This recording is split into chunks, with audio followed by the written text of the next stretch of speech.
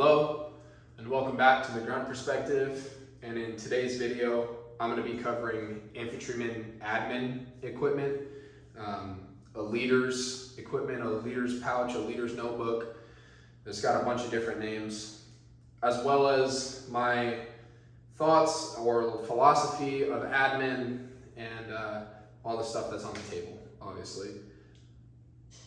So before I talk about the stuff that's on the table, as is with all of my videos, I'm going to talk about my thoughts about it first. So I've already covered a lot of the stuff that's on the table in my infantryman first line gear video. And the reason why I covered it in my first line gear is because I believe that all of your admin and your brief sheets and things like that should be on your first line.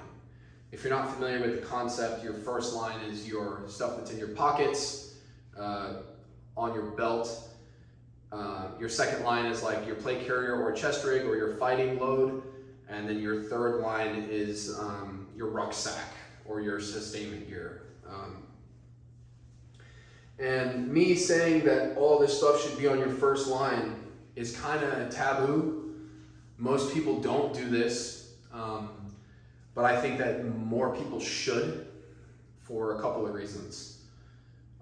One, your gear, your kit setup, which is another thing that people have asked me about.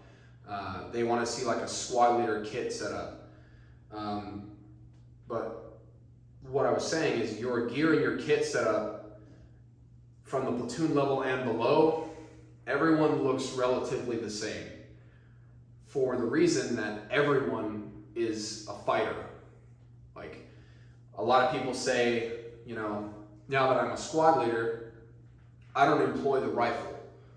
I employ the radio and I employ my soldiers and my Marines, which is true. You do employ your Marines and soldiers and the radio, but you still employ your rifle. You still shoot. Like, as people say, you're still a trigger puller. Right? You're just have the additional responsibility of controlling. Same thing if you're a platoon commander or a platoon sergeant. Like, your platoon commander's out walking the lines. He goes on the attack. He's in his hole in the defense, right? He's doing everything that everyone else is doing with the additional responsibilities of doing all this. And so what I'm getting at is your admin stuff should be in your pockets because there's no room for it on your plate carrier. And the reason why I say that is because, obviously there is room. Your plate carrier is covered in molly, but the only real estate that isn't taken up is the very top of the front of the plate carrier, right? Or like the front of the magazines or some space on the cummerbund, right? To put admin pouches in. And there's problems with all of those locations. Number one, the top of the plate carrier, the front. The biggest problem with that is it gets in the way of magazines, right? It gets in the way of being able to pull magazines out, which, as I just finished saying, is still important to you, even if you're a squad leader or a platoon sergeant or a platoon commander. Like, you're still a fighter, you're still a trigger puller, right? And then the next location is like the front of the magazines. Like, you have 3 magazines on the front of your plate carrier, then you have an admin pouch on the front of that, like a Spiritus CCS pouch, or you have like a Spiritus Mark IV, the placard that has the magazine insert, and then it has the administrative insert thing. And there's a couple problems with that. The main problem is comfort, which, the Grunt Perspective is making comfort-based decisions here, but comfort is a real thing. An infantryman is going to be in the prone, laying on his face for hours and hours and hours. And being comfortable isn't a bad thing. There's a big taboo about comfort in the infantry because, our job inherently sucks. But if you can be comfortable, then why not do it? So if you got a bunch of stuff on the front, it gets you off the deck. It's going to mess your back up, things like that, and it's just not going to be very good for you. And then what you're going to end up doing is you're going to take your gear off and then lay down, right? So that's obviously a problem because now, you know, you don't have your protection, you don't have magazines, you don't have any of this admin equipment. So that's a problem. The next location is like the cummerbund, where, you know, I can see the cummerbund more than any of the other two, but the problem is, you know, if you're gonna have a pouch on your cummerbund that you are going to need to open and access as frequently as these items, because you will need to access these items quite frequently. It's gonna have to be relatively far forward on the cummerbund. And the problem with that is, you know, those far forward spots on your cummerbund are gonna be taken up by more important things like radios, mags, 40 millimeter, tourniquets, things like that. Your like fighting kit, right? So that kills all the locations on the plate carrier to actually put things. Which brings me to my next point of having your admin gear in your pockets is better anyway than having it on your plate carrier or your chest rig. And the reason being is because, you know, having all of this stuff in your pockets ensures that no matter what you're wearing, whether you have your plate carrier and belt on or off, because sometimes, you know, you drop gear when you're gonna do something that doesn't require as much protection or ammunition, you leave your plate carrier, right? Depending on who's in charge of you, right? And if they're okay with that. But it doesn't matter because you have all that stuff in your pockets and you don't have to worry about pulling stuff out of your plate carrier or chest rig, or, you know, forgetting to pull things out of your plate carrier or chest rig that are very important. You don't have to worry about that. It's all on you. You have it with you all the time. You know, I've always got this stuff inside my pockets. I got my compass in my left shoulder pocket and my map all the time, right? And a secondary reason why that's good is because all of this stuff is going to be sensitive equipment. Anything that's got maps, got grids, locations of enemy units, brief sheets, sketches, things like that. You know, this is going to be sensitive equipment that, if captured by the enemy, could mean bad news for other friendly units on a much larger scale. So it keeps that all on your body, so you have positive control of all that all the time. But it gives you a little bit of time, maybe, if you are worried that you're going to be captured, to destroy some of that stuff, to wipe your map clean and whatnot, you know, drop your gear and run, that type of scenario. And if your gear is ever lost or captured, then you don't have to worry about losing any of this stuff, right? So the combination of those two reasons are why that I have opted for carrying my admin in my first line, which, like I said, is very strange, and most people don't do this. And when I tell them that they should do this, they more or less tell me to pound sand. But I'm gonna put it out on YouTube because I feel pretty strongly about it, and, you know, it's one of those things that you're not gonna change my mind about. So I'm gonna show you guys how I've made it work, so hopefully you can make it work too. So I'm going to talk about the map and the notebook first, because everything else goes inside of this pouch. Moving on to the stuff that I actually carry, the notebook. This is just a Right in the Rain notebook, large size. In addition to the notebook, I normally carry a pen and a pencil inside of my uniform top. So I like to write with a pencil most of the time because I fucking make mistakes and I like having an eraser. But I have the pen too. Either way, this goes inside of my left back pocket all the time. Use this to take notes on order briefs, maybe take notes on things that I'm seeing if I'm doing a mission that would require me to take notes, things like that, right? And additionally, if you're in the military, you know that you better not get caught without one of these, or, you know, bad things are gonna happen to you.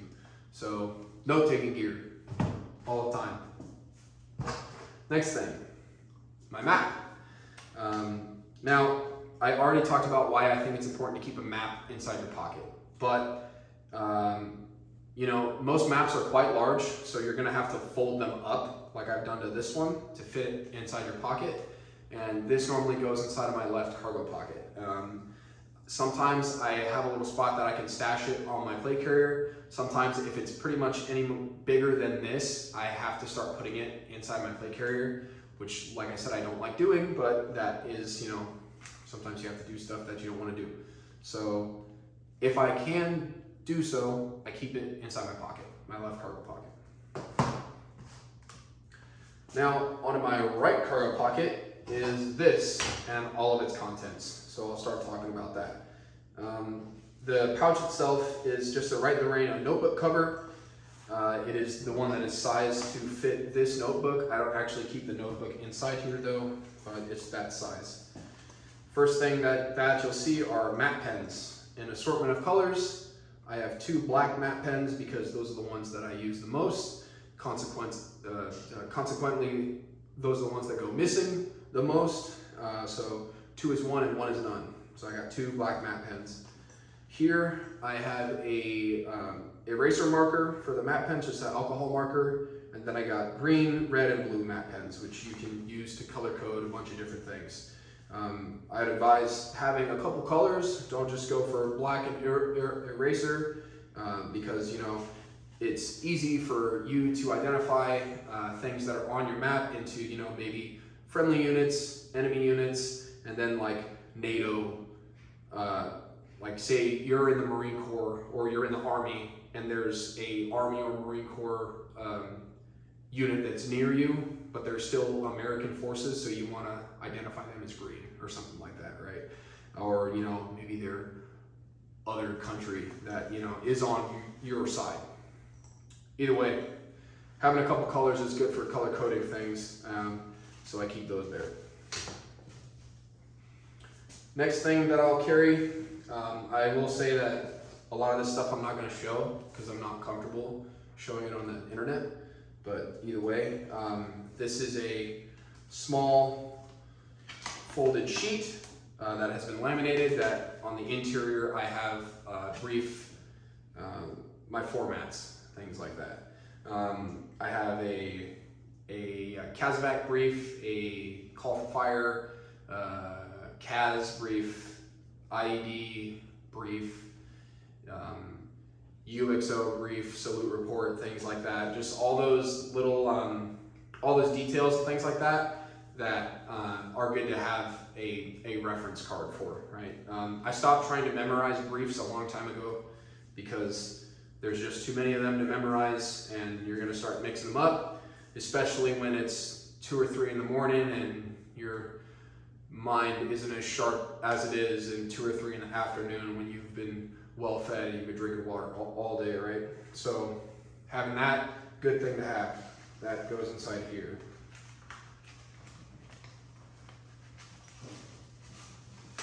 Behind that, I keep 2 things, one of which is a calculator. I started carrying a calculator a long time ago, and I've never looked back since. I'm not good at math in my head. Maybe that's why I'm in the military. But either way, I'm not good at doing math, so I carry a calculator. It's useful for a lot of things, you know, converting maybe from meters to feet, or converting from, you know, maybe you're trying to count how many rounds you have left. You know, you got X amount of boxes of 7.62, and you can't multiply 13 by 200 off the top of your head. There you go, right? Have a calculator. Maybe you're doing demo or something. There's a lot of math that's involved with that. So I carry a calculator. It's light, small, and cheap. I've never looked back since. Behind that, I keep a 6-inch ruler just to have a straight edge when I'm doing my map work with. I don't use it for anything other than map work. So I guess you could say that I could just use a piece of paper for a straight edge or something like that, but I carry just a small ruler as a straight edge. That goes right there. Next thing is a Night Eyes electric chem light, and I use this as a small little light to look at my map, look at my brief sheets, things like that. I showed this in another video, and people were kind of asking questions about it because I guess I didn't preface that anytime you're using light, you should be covered up with like a tarp or a poncho or something like that. So ideally that's when I would be using this, is under a tarp or a poncho or something like that. I've wrapped this up in tape to make it a little bit less bright. You see I just have one slit of light that comes out here. Either way, I like carrying something small like this. I see a lot of people that carry the small, like the red lens, like the keychain lights inside here. This is like that, but you know, not as bright because those are still pretty bright, depending on the one you buy. And that just goes in the center. It doesn't have a spot for it, but it just sits right there. Next thing that I'll talk about is a Cas Brief Sheet. On the subject of Cas, infantrymen, most of them will not do that. The reason being is because it's, you know, we're still fighters. It's not really in our wheelhouse. We don't have the type of time that it takes to do that kind of thing. That being said, I know that the Army and the Marine Corps do Cas very differently. So either way, they train young infantrymen how to do it as a stopgap solution, to get that information to someone who is qualified to do that kind of thing. Because unleashing a 500 or 1,000 or 2,000 pound bomb on the wrong spot is a big deal, you know, and they don't want to put that responsibility in the hands of someone that hasn't slept in 4 days. So either way, I carry it with me just so I have a reference of all the information that is required that I can pass up to someone who can help me out with that, right? That being said, I have the whole template in case I ever need to do it myself, and that's standard practice. Everyone has the whole template in case they ever need to do it themselves. So that's that. Next, I have a couple of protractors. Now, I have 3 protractors here. I keep them inside a Ziploc bag, and each one of them gets their own little plastic compartment so they're not touching against each other and rubbing, folded up like that. The reason why that is because I'm sure that you guys are aware that the numbers wear off of these things really quickly. What you can do, which I have done, is one, you can keep them inside a plastic bag. The better way is to clear coat them. Just like a can of spray paint, the lacquer or the clear coat, when I buy all of my protractors, I spray the front, I spray the back. They're only printed on one side, but I'm not sure which side is which, so I spray the front and back. And it keeps the numbers from rubbing off when it's inside, getting dirt on it and things like that. I've had these 3 or 4 protractors for almost 3 years, which is, you know, forever compared to how long a protractor would normally last without doing that. So if you're not doing that, do that. It works really well. And this just goes right inside here. I actually keep it inside of this as some more protection to keep them from getting crushed, because they are relatively fragile and they can crack. But again, that's why I have 3 of them in case one of them breaks. In case 2 of them break, in case I have to lend one to a jackass who didn't bring one, which happens more often than you might think. Next, I'm not going to show these, but these are my military GPS, like a cheat sheet and a radio cheat sheet. I've got a couple different radios on here with the programming instructions, helpful hints, things like that for the radios. And a lot of people don't carry these because frankly it's not your responsibility, right? These radios are the RO's responsibility, but they're the RO's responsibility until the RO's fucking dead, right? So I carry them because of that exact reason, right? The handheld radio that I use, I'm very familiar with that. I can use that without any assistance, right? Or any these cheat sheets. but these are the brief cards for the larger radios, the ones that I'm not as familiar with and don't get to use as much, as well as the military GPS. I'm very familiar with that. I can use that as well without the cheat sheet, but good thing to have just in case it starts doing some real funky stuff that I don't recognize. That goes inside there. Of course, those are laminated to make sure that they never get damaged by rain or just friction being folded up and stuff like that. Next thing that I have here, which is a pretty cool thing that not a lot of people carry, I think a lot of people should though, is conversion tables. Conversion tables from feet to meters, miles to kilometers, gallons to liters. It's even got square miles, things like that. Kilometers per hour to miles per hour.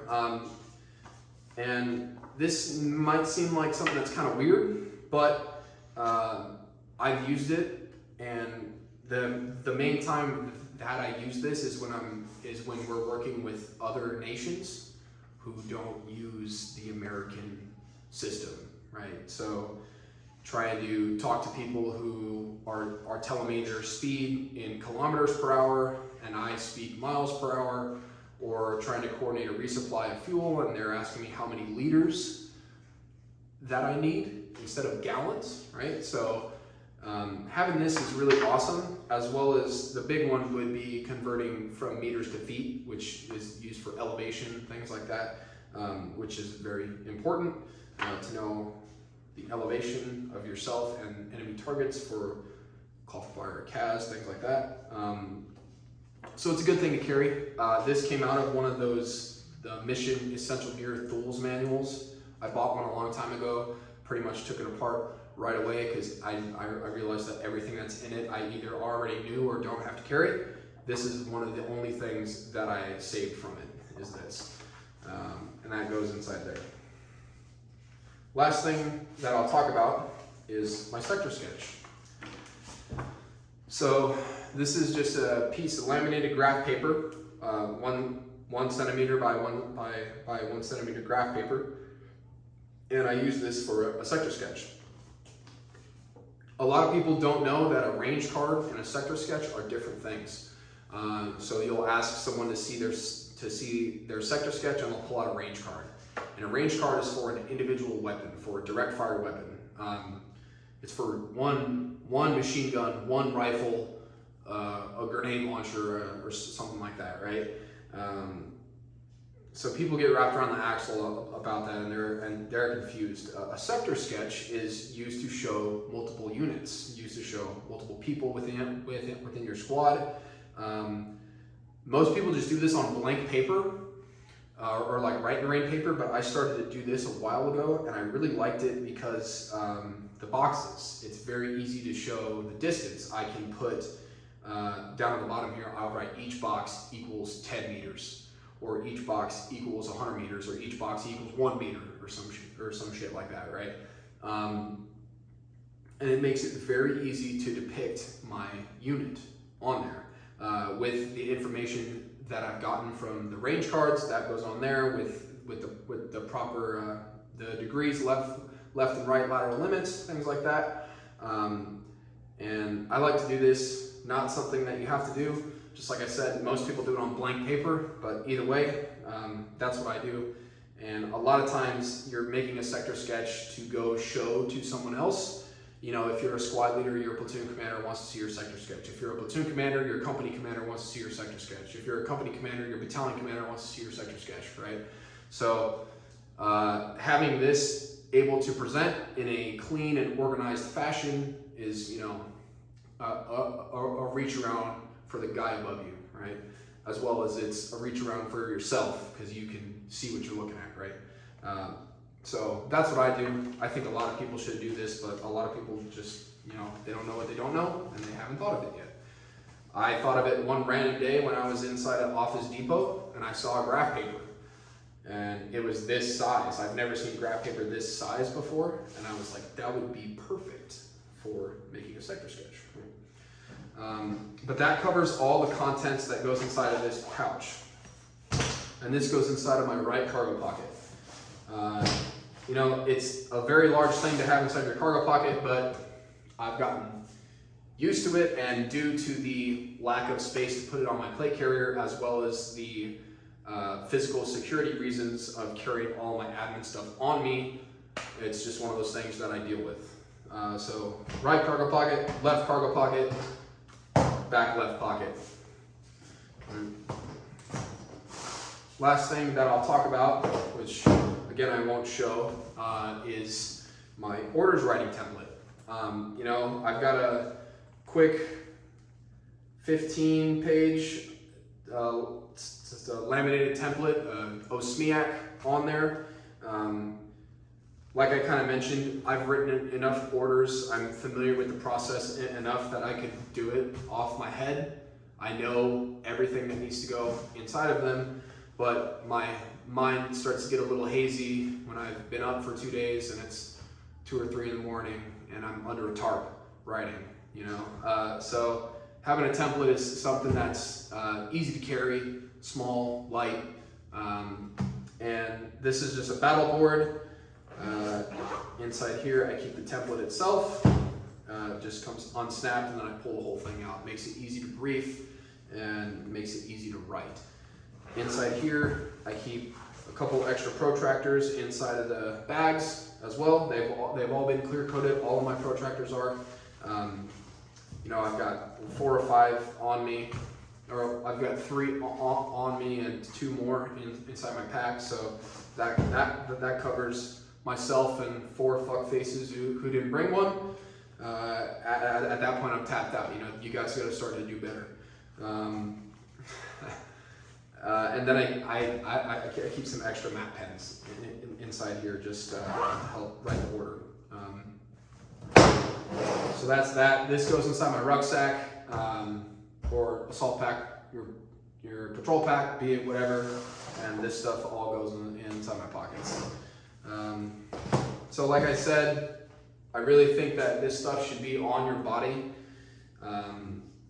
mainly for the reason of the security part of it. 2, you know, there's no real space to put it on your plate carrier without getting in the way of other serious functions that you need to do.